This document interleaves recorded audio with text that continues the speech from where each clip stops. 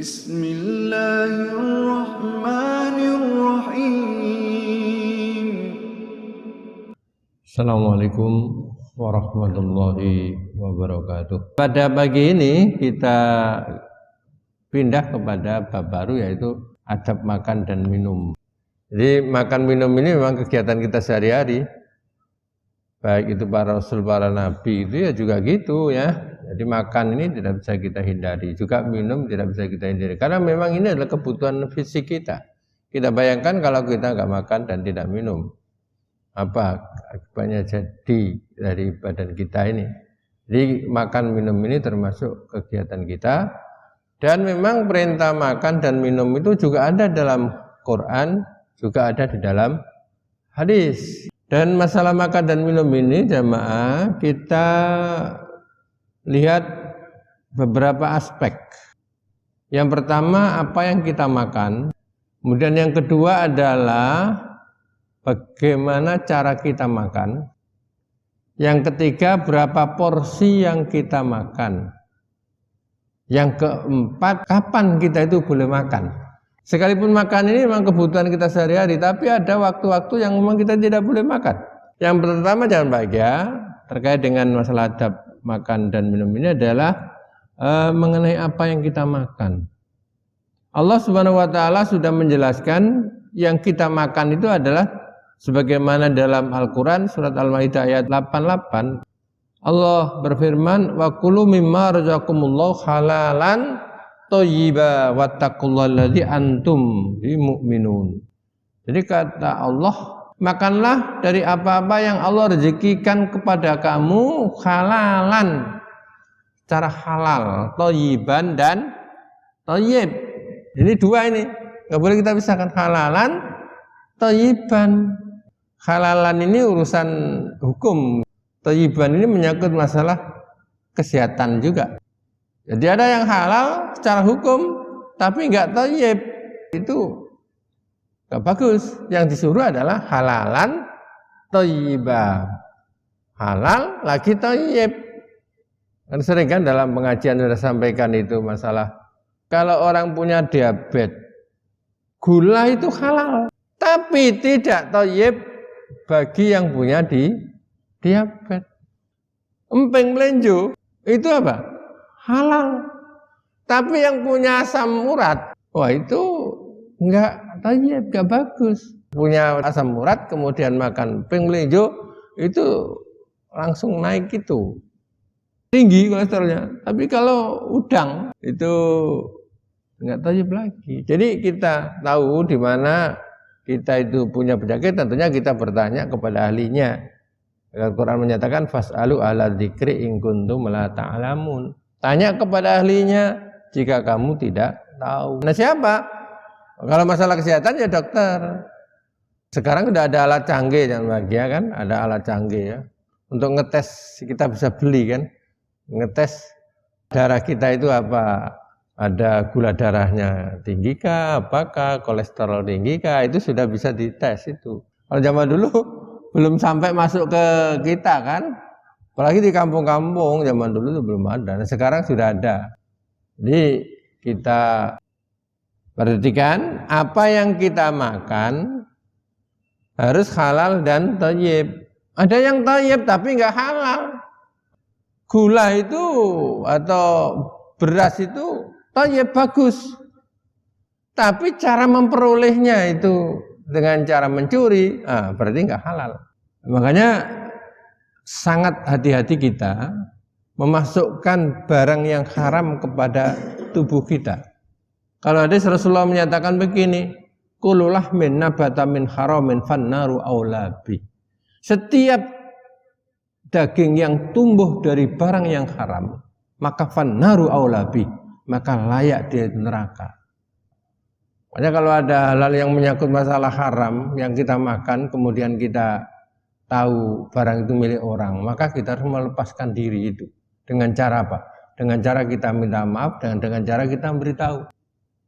Jadi kalau pernah kita mutik jambunya siapa gitu kan, itu kita ingat-ingat itu, pernah enggak gitu, kita minta halalnya itu. baru itu jadi halal kalau dia maafkan. Tapi yang namanya jambu aja itu jelas halal gitu ya. Bahkan sekalipun orang nyidam itu kan kepengennya itu konyong-konyong gitu. Ada milik tetangga yang mangklung ke kita. Itu hak kita, tapi itu tetap aja kita minta izin. Jangan sampai kemudian kita ini kemudian terpengaruh dengan omongan kita ini cari barang yang haram aja susah kok. Apalagi cari barang yang halal. Lah ini omongan yang bukan sifat orang yang beriman gitu. Kemudian bagaimana cara kita makan? Ini ada hadis Rasulullah sallallahu alaihi wasallam.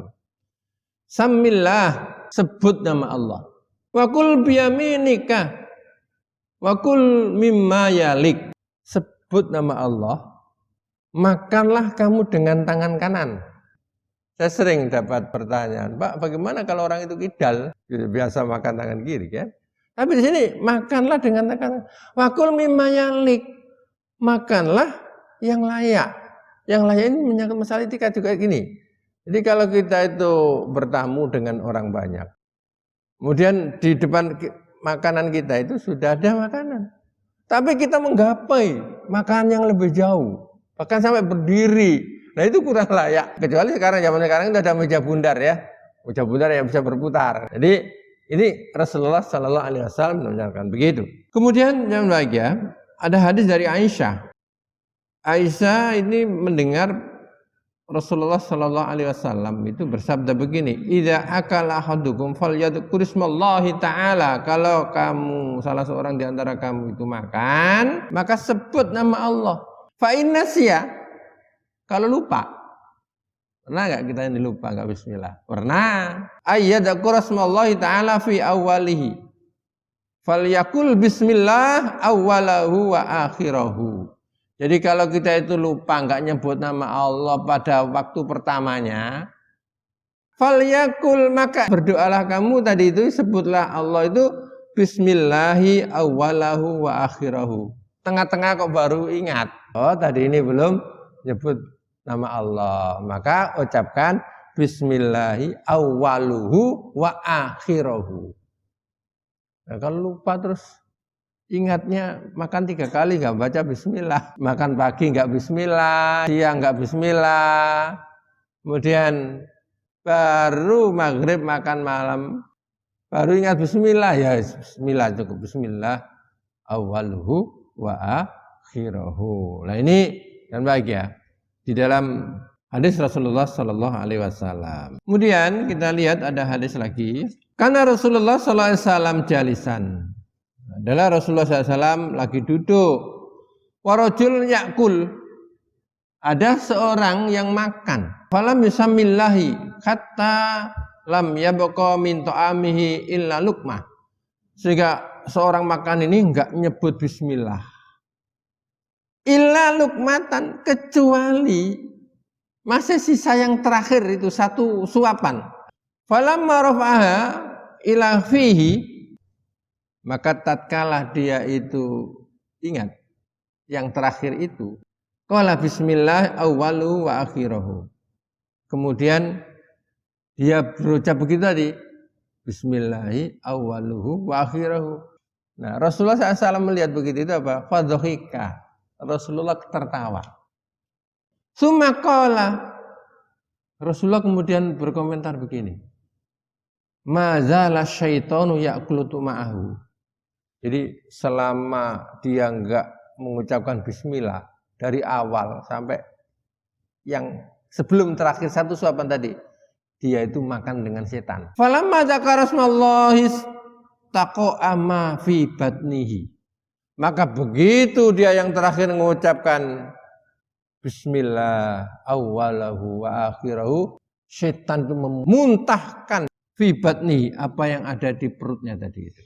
Nah ini pentingnya kita itu berdoa menyebut nama Allah sebelum kita itu makan. Kemudian di dalam hadis Rasulullah SAW lain juga dinyatakan bahwa kita makan itu jangan berdiri. Rasulullah SAW itu juga memerintahkan makan dengan kanan dan melarang makan dengan tangan kiri. Karena makan dengan kiri itu adalah termasuk ikhwanus syayatin, termasuk saudaranya setan. Kemudian porsi yang kita makan itu berapa? Jadi dalam hadis Rasulullah SAW juga disebutkan seperti itu ya, sepertiga makanan, sepertiga untuk air, sepertiga untuk nafas. Jadi jangan diisi makan penuh. Orang itu kalau kenyang itu ibadah itu akan tenang. Kemudian kapan kita itu boleh makan? Kita boleh makan ya kalau tidak ada larangan waktu makan. Contohnya waktu puasa. Begitu juga waktu sholat.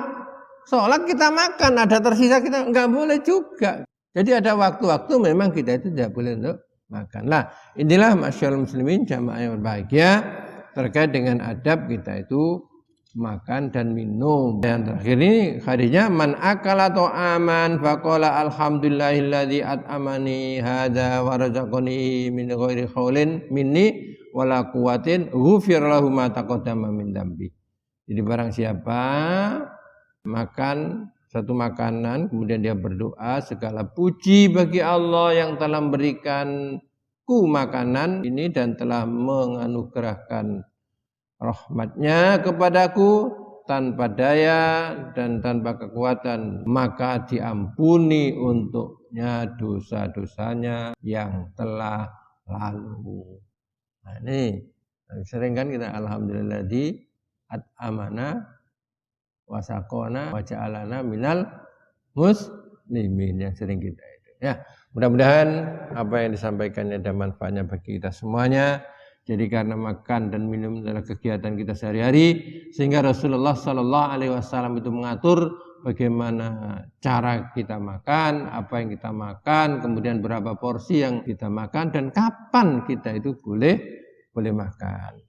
Kita tahu bahwa Allah Subhanahu Wa Taala menjadikan diri kita itu adalah memang kita itu fisiknya perlu makan dan perlu minum, sehingga diatur di dalam syariat agama kita.